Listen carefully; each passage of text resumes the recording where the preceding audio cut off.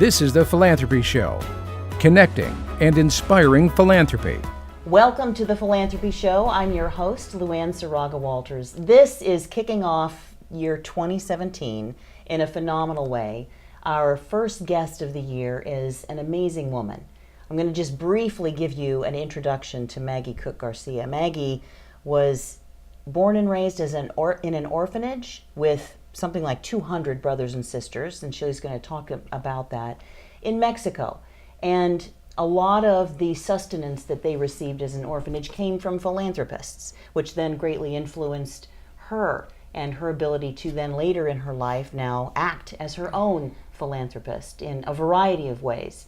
But her story is significant as well because all the things that she went through as a child and subsequently coming to the United States at age 19 and then becoming an entrepreneur and a very successful entrepreneur. Those of you who shop at Whole Foods or Walmart or other grocery stores may have already found her Maggie Salsa, her name brand salsa, which was then purchased by Campbell's. And you know what's amazing about this woman, who is also a Unity minister, a teacher, and Sharon and I now call our new friend, is that she's had some remarkable life lessons that really bring out a new look that centers around the reason we've changed the Philanthropy Show a bit, from being driven by nonprofits or around nonprofits to really being driven around what philanthropy is, which is the love of humanity. And Maggie, I could think of no one else to start off this year with, other than you, being such a prime example of someone who has a passion and a love for humanity. Thank you for being on the show. Thank you for having me.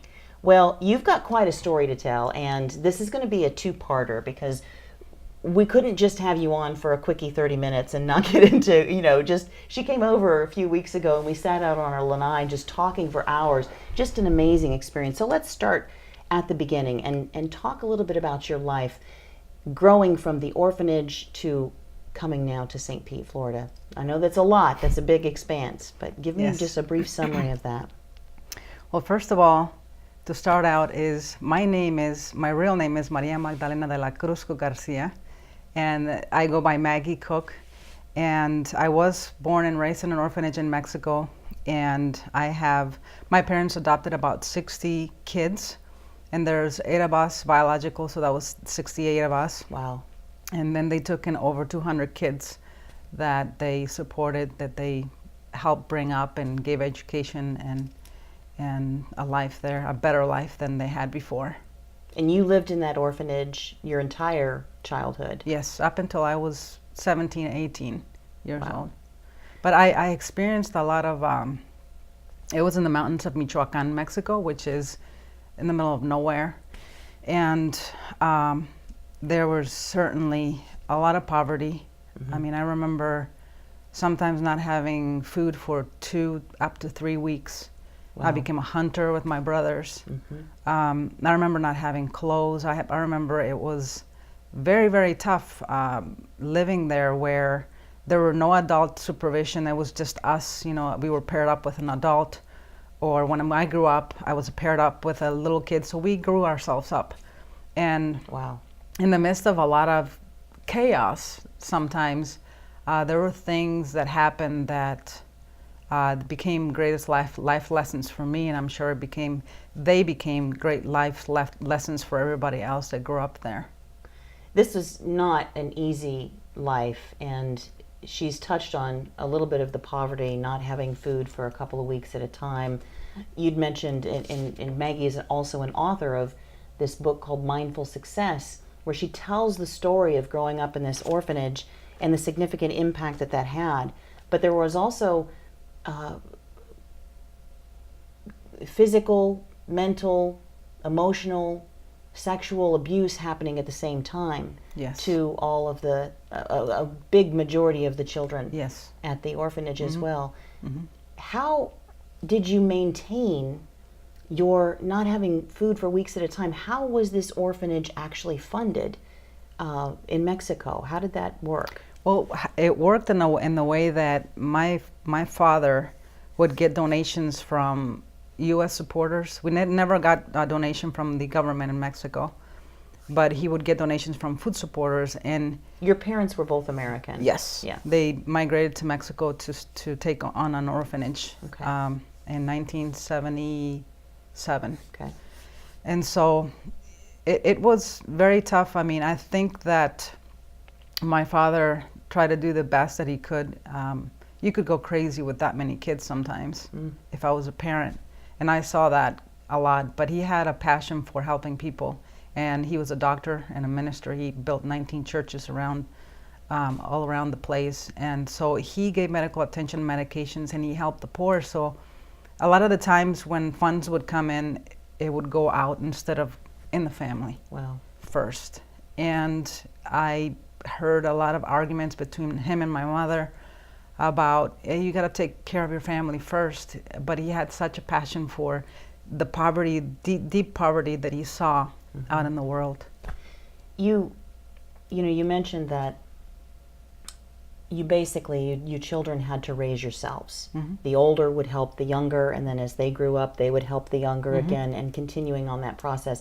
You also talked about something in your book about really recognizing at a young age, I think you said that you were 7 or 8 years old, that you had an internal strength. You identified with that very early on, of knowing that you were going to survive, and not just survive, but somehow thrive. Talk a little bit about that. Where did you connect with that so young? I was coming out of my dad's clinic, and the clinic was stationed right at the gate, and the house stationed about a quarter mile from the gate. And every Sunday he would give medical attention to the poor for free. And the very last patient that he got was a woman that came out and had no shoes. The kids were clothed, but very poor, he said to me as they were coming out. And they were the last, and he was already with me on the parking lot. And he said, do you see these people? And he said, they're very poor. Look at their the kids' sandals, look at their hair. It's so thin. Look at how they're dressing. They don't have nothing. And he said, I never want you, he squeezed me, my head. He says, I never want you to be like that. And I had this overwhelming sensation of greatness and something bigger that wasn't there. And all throughout my life, I just wanted to get out of there. And I wanted to be somebody, something that creates a positive future for people for decades to come.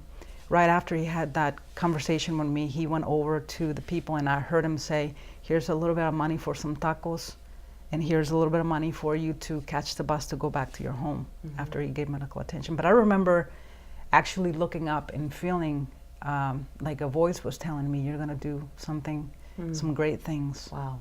Wow, that's amazing. And you really have. Holding on to that strength must have been phenomenal. I want to quickly we're going to spend more time on this in upcoming segments, but go through how you came to the United States. You came to play basketball, which was a miracle story, because you were meant to play basketball for the Mexican national team. Yes, in Mexico City. But just a few days or weeks before, you broke your collarbone. Bummer. But you didn't let that stop you. So what were you thinking at the time?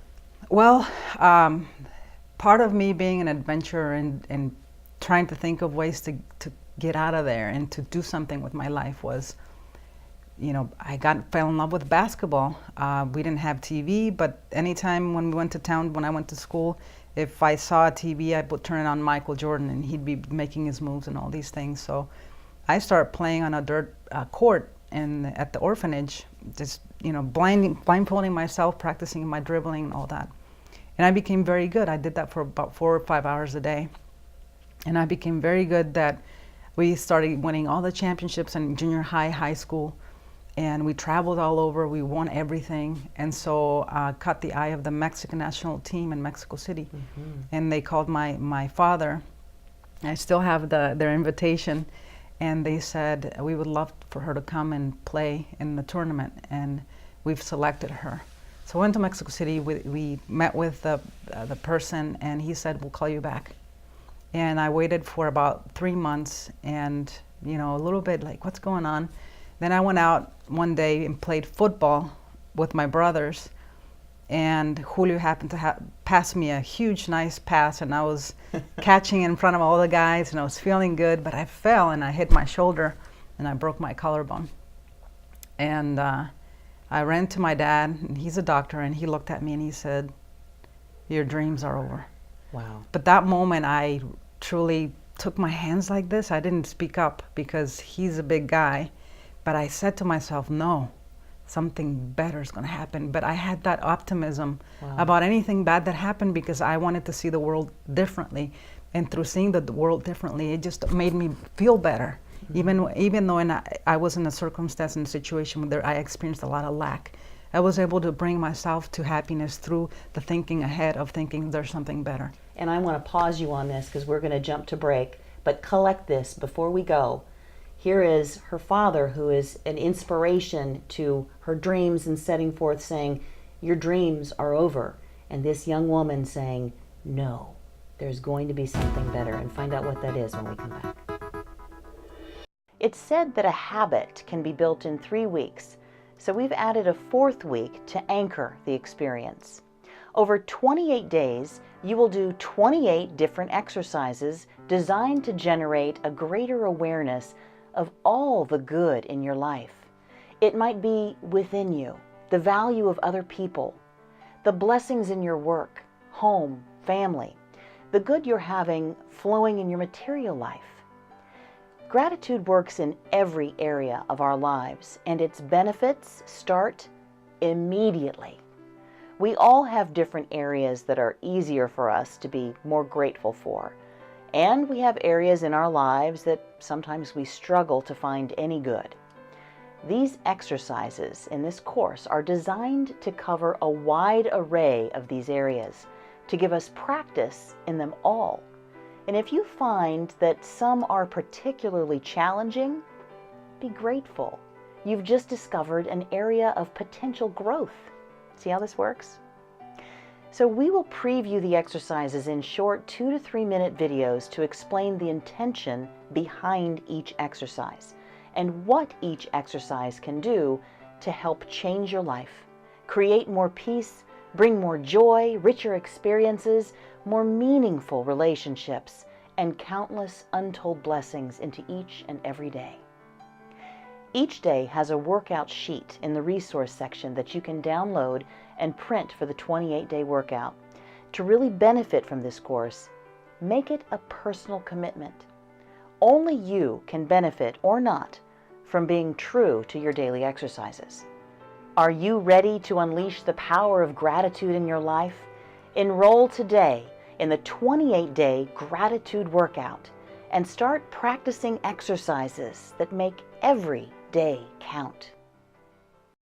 When we took a break, Maggie was just telling us about how she had dreams of playing basketball. The Mexican national team had accepted her, but she had just broken her collarbone. And her father, her mentor, this inspiration, had said at the time, well, as her doctor and father, your dreams are over. But there was something inside of you that said, no, that's not. And so let's skip then forward to not too long later, you took a drive to North Carolina, or this is what happened.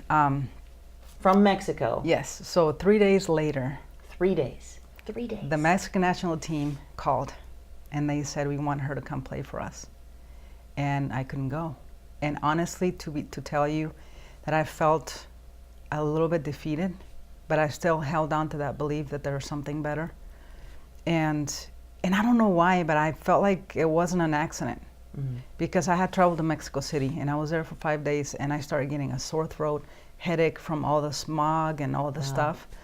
So 4 months later, as I was healing, and I was completely healed by 4 months, my father and my mother took a bus, and they took all our 68 brothers and sisters on it, and they traveled from Mexico, Michoacan, Mexico, all throughout the United States. And we got invited to a picnic in West Virginia. And in that picnic, I remember we were pulling up. He parked the bus very clearly. Picnic was going on. You know, there was a lot of people receiving us. And then there was a basketball court. It was at a school, a Catholic school, but it was a basketball outside. And it was really rugged, old, and there was a ball on the side of it. And me and my brothers were like, look, there's the basketball. So we ran out, and we just immediately started to play, and we were going back and forth, back and forth. And there happened to be the coach of the University of Charleston. Wow. And she saw me play, and I didn't know this. And she was asking people, who is that girl? So she went and found my dad, and he said, I want her to come play for me on a scholarship. And that's how I came here. Mm-hmm. And immediately, I began studying English because I didn't know any English, and before going to college, and that's where I ended up. Ended up in the University of Charleston. Wow. Playing basketball. At age 19, not speaking any English, but studying, getting your degree in interior design. Yes. Mm-hmm. And then you took kind of a turn from interior design into your first entrepreneurship. Mm-hmm. So talk a little bit about that. How did this Maggie Salsa come to be? Well, when I graduated college, I had something very powerful happen to me because in experiencing defeat, even with my positivity, there was a statistic that came out for the state of West Virginia that said that 95% of people that graduate with my degree either have to move out of state or can't find a job.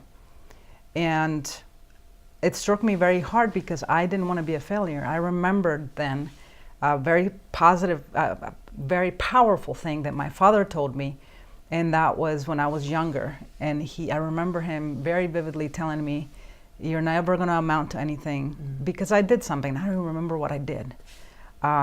He told me, you're never going to amount to anything. You're going to die in prison with AIDS or something like that. And I remember that, and I always remember that I did not want to be a failure. Mm-hmm. And because of that, and I couldn't find a job, I felt like I was a failure. And so I didn't reach out to anybody. Why? Because I didn't want my parents and my father to think that it was a fulfilled prophecy. Mm-hmm. Didn't reach out to anybody in Mexico, any friends that I had here, nobody. And so when that happened, I remember I was driving my station wagon around town and with all my stuff, because I had graduated college. My station wagon ended up breaking up. By the way, I was sleeping in it on parking lots. And so basically homeless. Yes. Wow. But one day I was going up a hill and my station wagon blows up. Well, the station wagon was nice because I set the seats down and I could sleep in the back like a bed. But this particular day, it blew up. And I literally took 2 big black garbage bags, loaded them onto my shoulder and walked away. I just left the car there. I mean, I didn't know what to do. And so I was in the streets for about 3 months. Wow. And it was around winter time. So in that period of time, there's a lady that used to work for the University of Charleston. She probably still does. And she happened to be walking down the street one day and she saw me. And she says, Maggie, what are you doing? She says, you better get up. Come with me. I got an extra room in my house. And so she got me out of homelessness. And by the way, the University of Charleston gave me the Gallery of Achievement Award and the Hall of Fame Award of the Hall of Fame last year.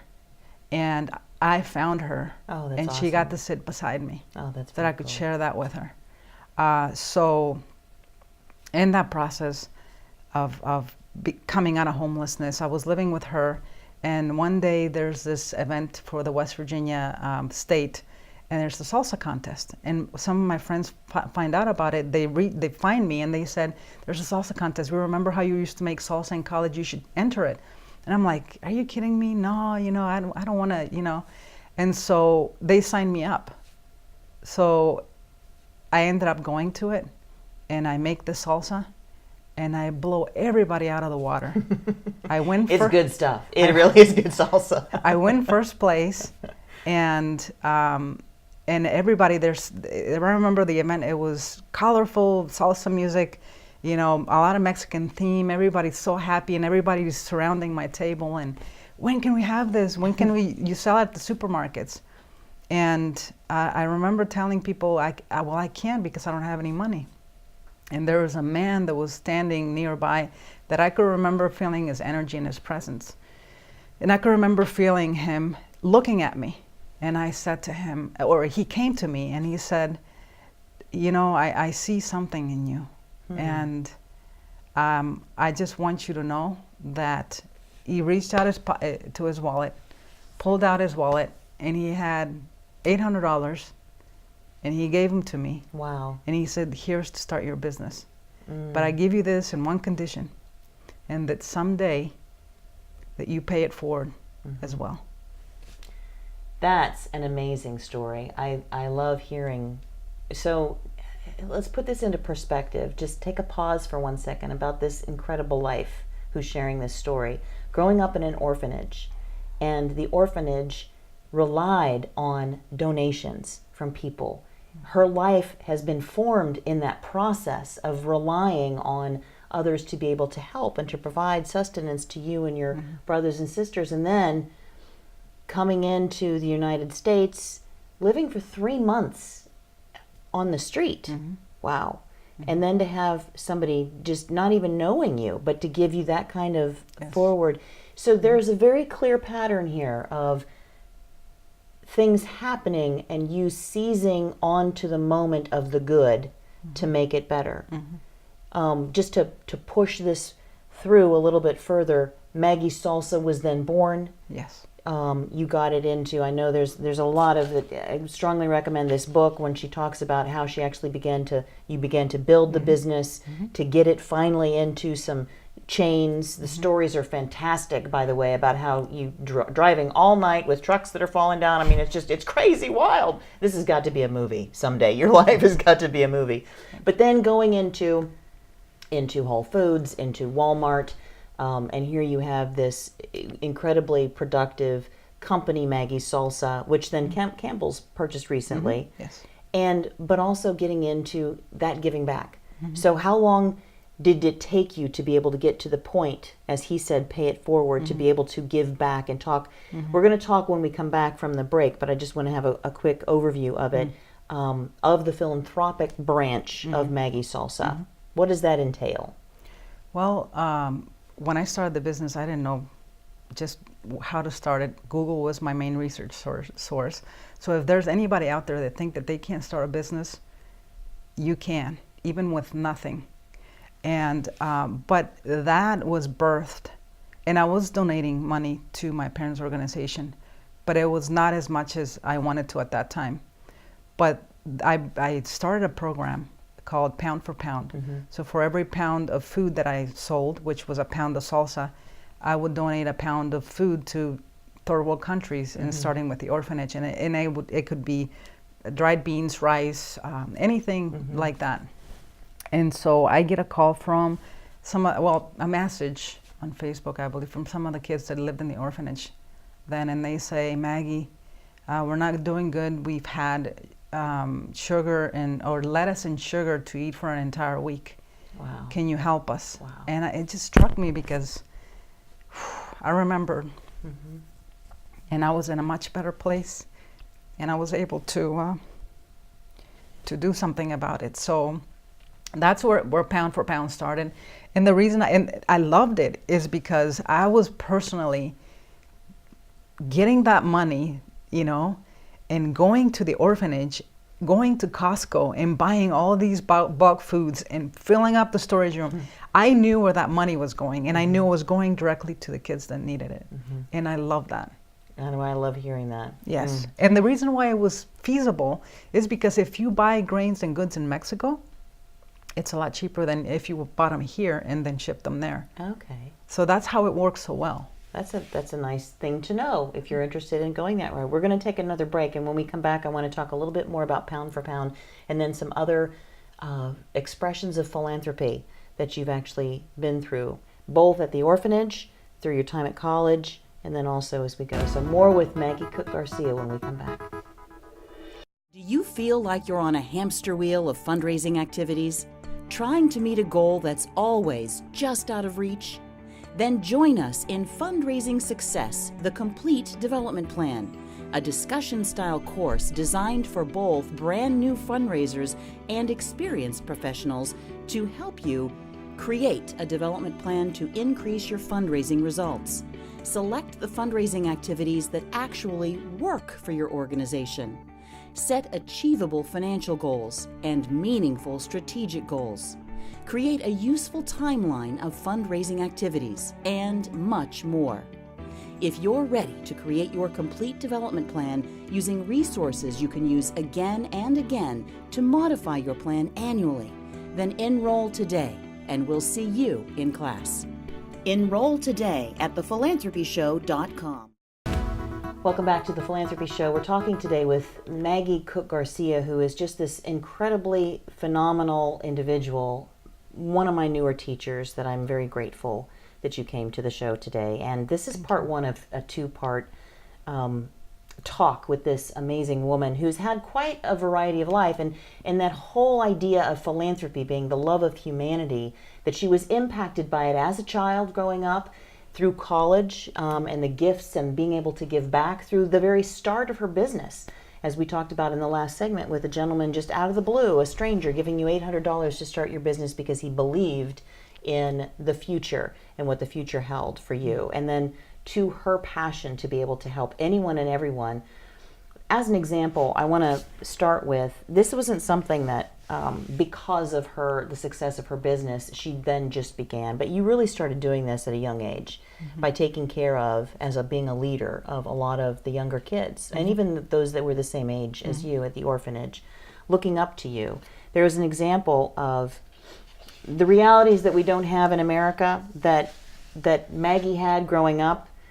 One of those realities that even when I lived in Texas, I would see the scorpions, but they were not a threat to my life as they were to hers, that oftentimes you said people would get stung and they would die.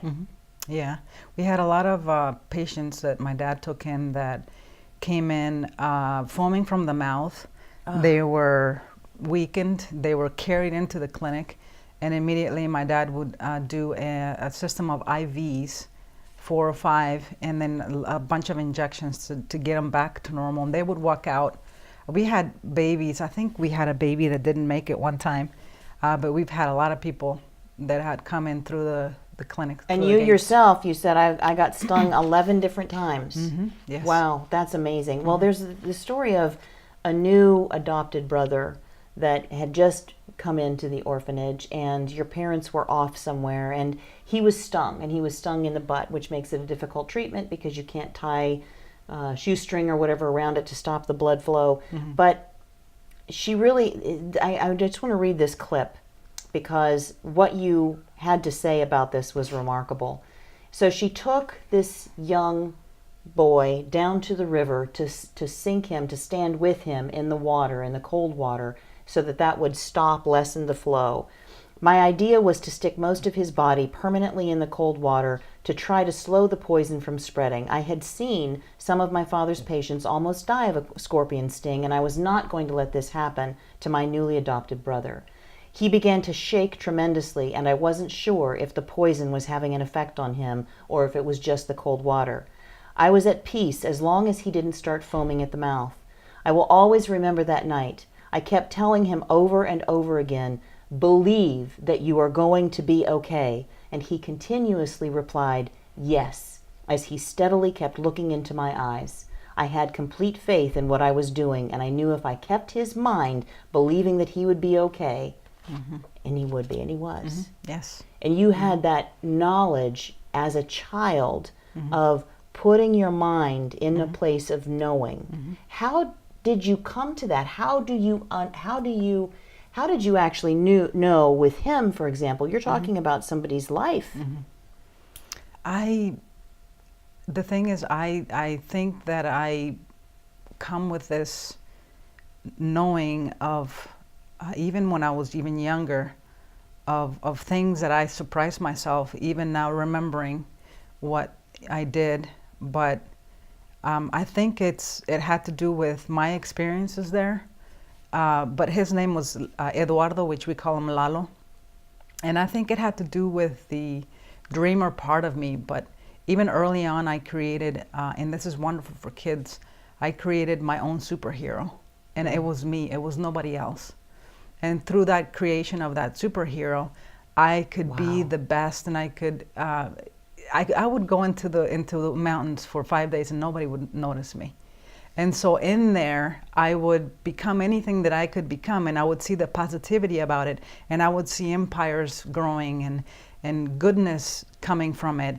And so everything that I saw, I would always see it as good, and it's gonna get better.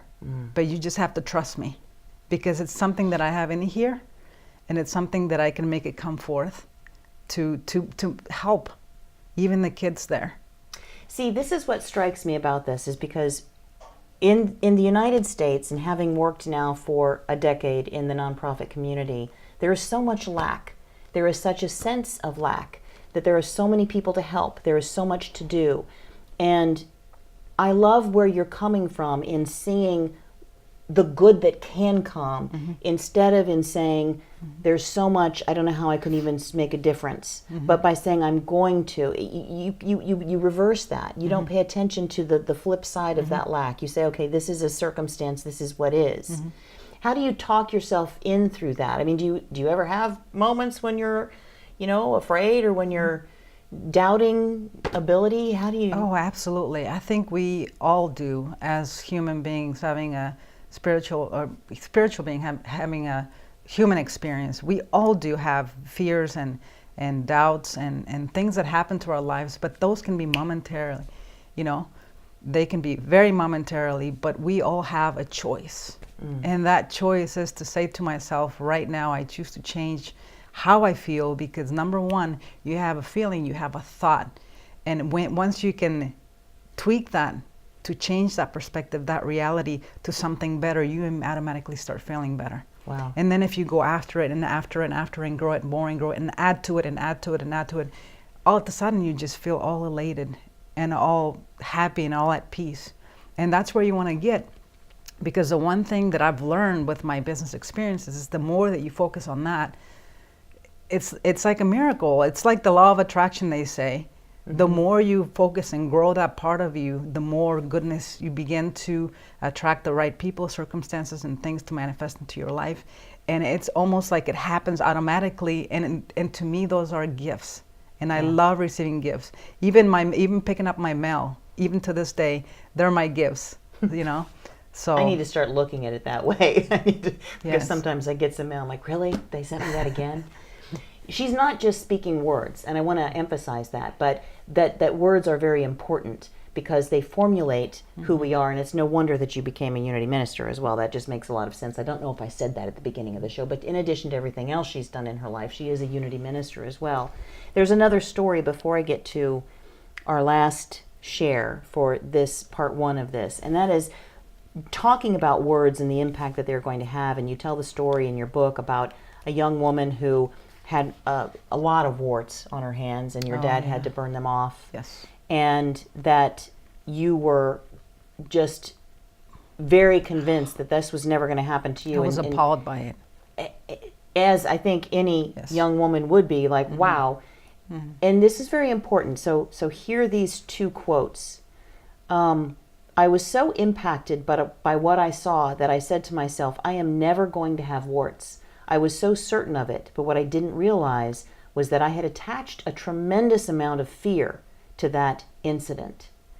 It ends up that you ended up getting warts. Yes. And your dad had to burn them off. Yes, still have the scars from it. Had to burn them off. Wow. Everything that we say to ourselves or others, every suggestion is planted in the subconscious mind and becomes memories that eventually externalize in the body. So we must be aware of what we are telling ourselves. Your word is the creating factor of your life, and your thoughts become your deeply rooted beliefs that were once words. You saw yourself as a superhero from the time you were a child.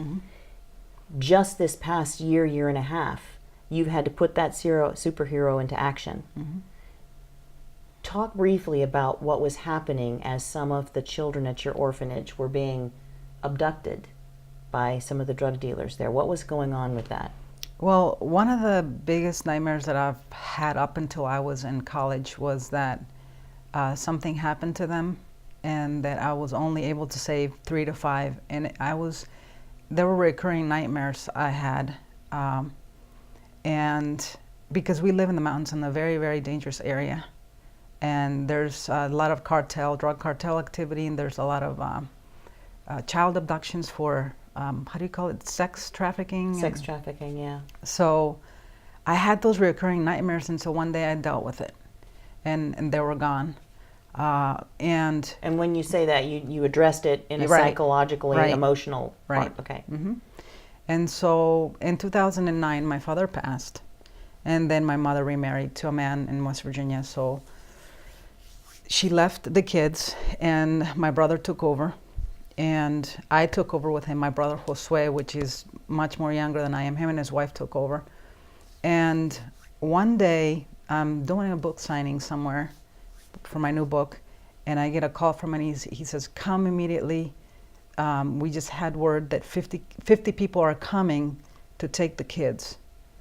And I immediately dropped everything. I left that evening. I don't know how I got a plane ticket to Mexico. I arrived at 5 a.m. I was in the orphanage. The first thing that I did was I installed a very expensive phone system, because there's no coverage there unless you go to the top of a guava tree to make a call.